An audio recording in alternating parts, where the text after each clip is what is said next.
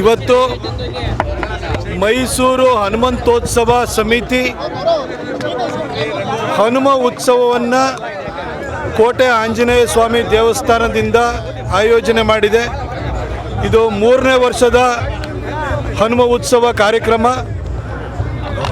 ಮೈಸೂರಿನಲ್ಲಿ ಹಿಂದುತ್ವದ ವಿಚಾರ ಬಂದರೆ ಪ್ರಬಲವಾಗಿ ಕೇಳಿಬರುವಂಥ ಹೆಸರು ನಮ್ಮ ಸಂಜಯ್ ಮತ್ತು ಅವರ ಸ್ನೇಹಿತರು ಹನುಮ ಉತ್ಸವ ಸಮಿತಿ ಅಂತ ಮಾಡಿಕೊಂಡು ಈ ಒಂದು ಹನುಮಂತೋತ್ಸವನ ಆಯೋಜನೆ ಮಾಡಿದ್ದಾರೆ.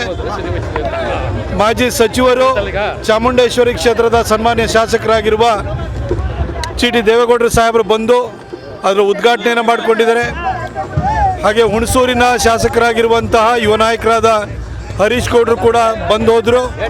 ಸ್ಥಳೀಯ ಮಹಾನಗರ ಪಾಲಿಕೆ ಸದಸ್ಯರುಗಳಾಗಿರುವಂತಹ ಪ್ರಶಾಂತ್ ಗೌಡರು, ಶ್ರೀನಿವಾಸ್ ಅವರು ಹಾಗೂ ಎಲ್ಲ ಪಕ್ಷಗಳ ಮುಖಂಡರು ಕೂಡ ಇಲ್ಲಿ ಬಂದಿದ್ದಾರೆ.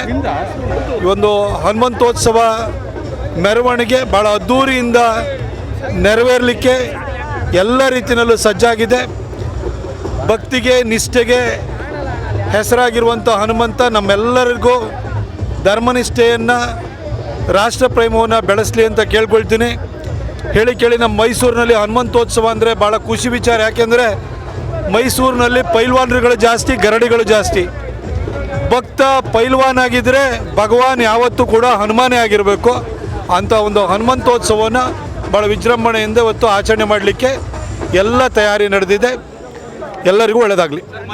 ಈ ಒಂದು ನಾಡು ನುಡಿ ಇದೆ, ಮದುವೆ ಆಗೋವರೆಗೂ ಹುಚ್ಚಿಬಿಡೋವರೆಗೂ ಮದುವೆ ಆಗಲ್ಲ ಅಂತ.